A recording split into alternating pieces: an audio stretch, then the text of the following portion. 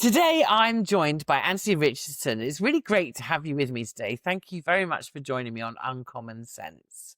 I'm really happy to be recording with you, Suze. Thank you. And today, we're going to talk about the roles in Agile and the comparison of those roles from an Agile perspective compared to a Lean Six Sigma perspective, which many people may be familiar with. I wanted to ask you, Anthony, what made you think that this would be a good topic for a podcast? Well, it's something that I've been thinking about a lot.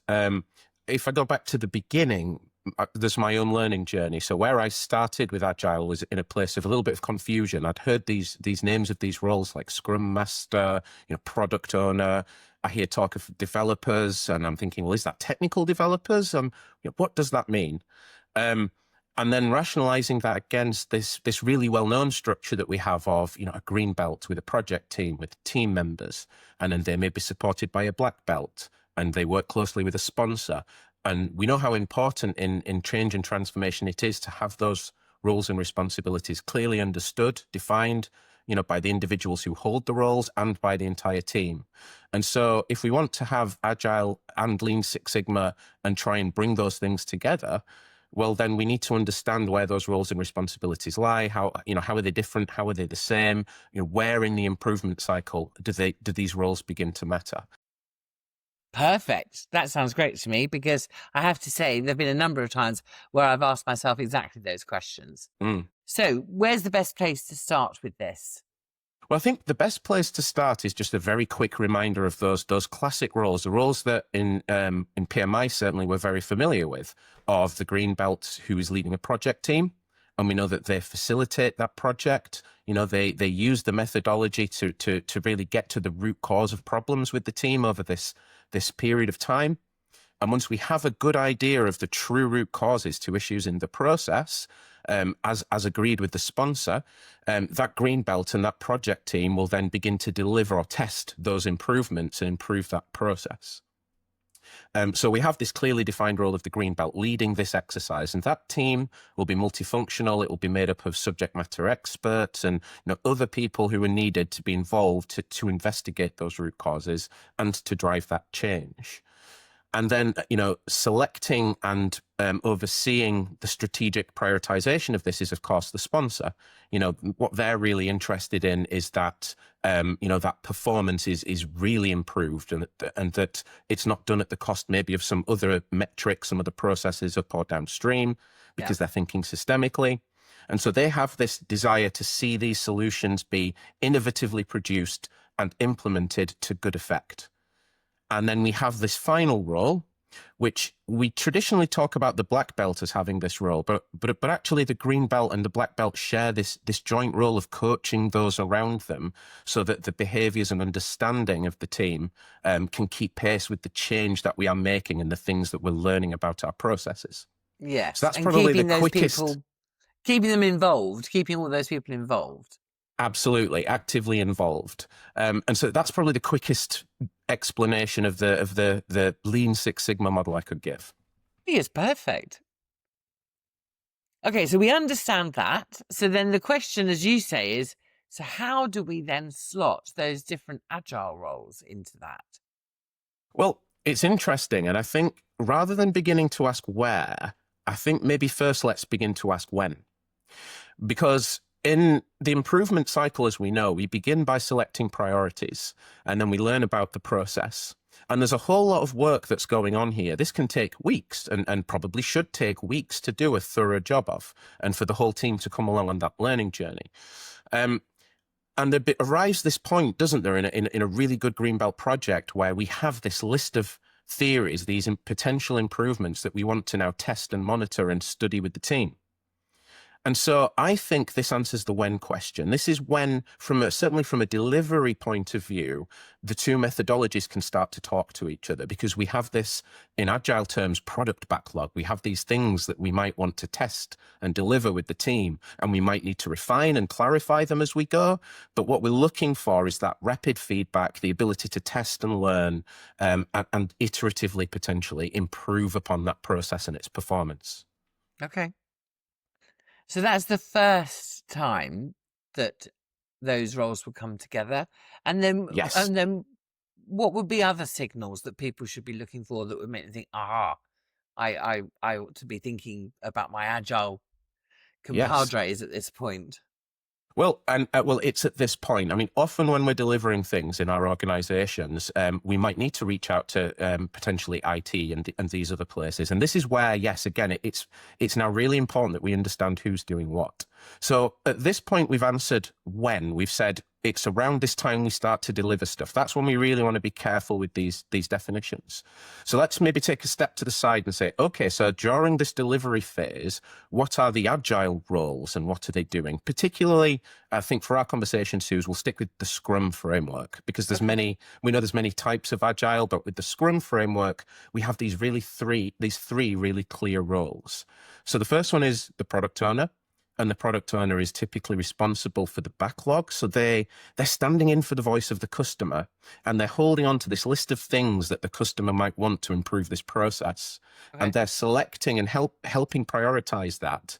And then the team of developers, which is the next role, are picking those up, estimating how long it will take to maybe build something, test something with the team. And then we could study the results of that. And then we have a Scrum Master who's very much a facilitator and coach of that group. Okay. So given that... Oh, sorry, go on. No. Go on. Keep going. That's it. I was going to... Okay, I'm with you, that type of thing. Okay. So given that there are these roles then who are now actively interested in actually delivering something, we could start with the product owner. And say, in Lean Six Sigma, in our Greenbelt project, who is the person who, really is the customer of this improvement? And you could consider that to be the sponsor in a sense. And again, if you ask the question, well, who is it that might look down the list of potential improvements and theories we could test with the team and start to prioritize them? Okay. Well, that's very much a conversation between the sponsor and the Greenbelt. Mm.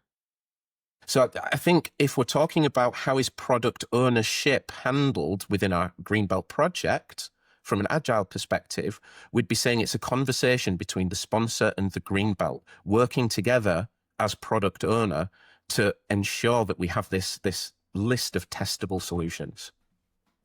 And the fact that you've also got that bank to potentially start with is fantastic, isn't it? It doesn't necessarily mean it's the only source.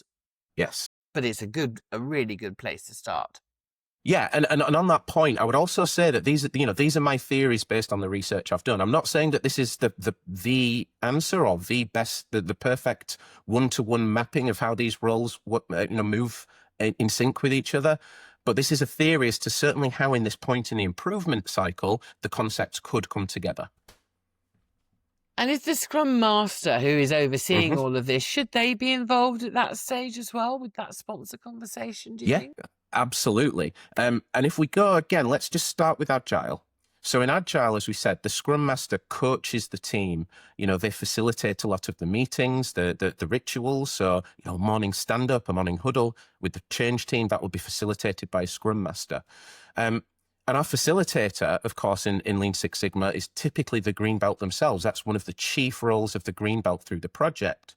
So if we're looking at the improvement cycle, and this time when we want to test our solutions, the coach and the facilitator on the ground with the team is the Greenbelt.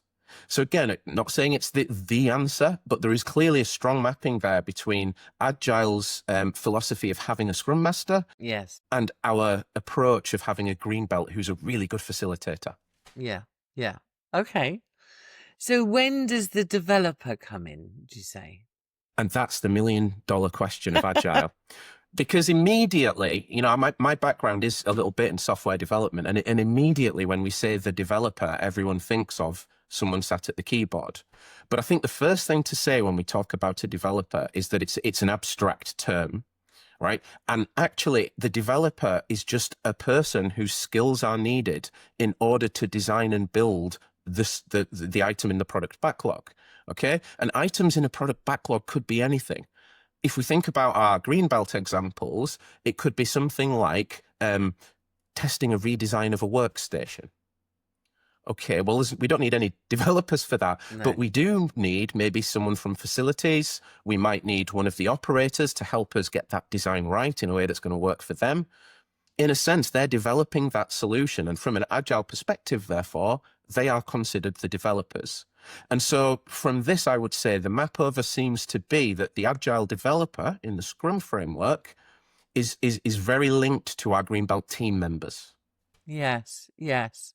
And potentially, I guess, subject matter experts in those specific fields where you want to go and it's like you go and find someone from the design team if you Yes. in the past and say we Yes. want some subject matter expertise to this because we want to design something that would map to that developer role. Absolutely. And actually, both of the methodologies have a very strong concept of the wider stakeholder group and the connection to that group of stakeholders to make sure that we pull from that pool when we need specific insight, but also that we keep them consulted and engaged and bring them along on that change journey. So that's another concept that's shared between the two methodologies. I mean, from what you've described here, this it makes it very clear, which is fantastic, but also just shows the harmony, doesn't it, actually, that does exist, because the principles and the priorities for the different roles is so similar to what we would be used to in our improvement projects. It does. Thank you very much, Hans. Really great to talk to you, and really fantastically clear explanation of something that I think has probably been quite foggy for many people. So I really appreciate it. Thank you. It's been a pleasure.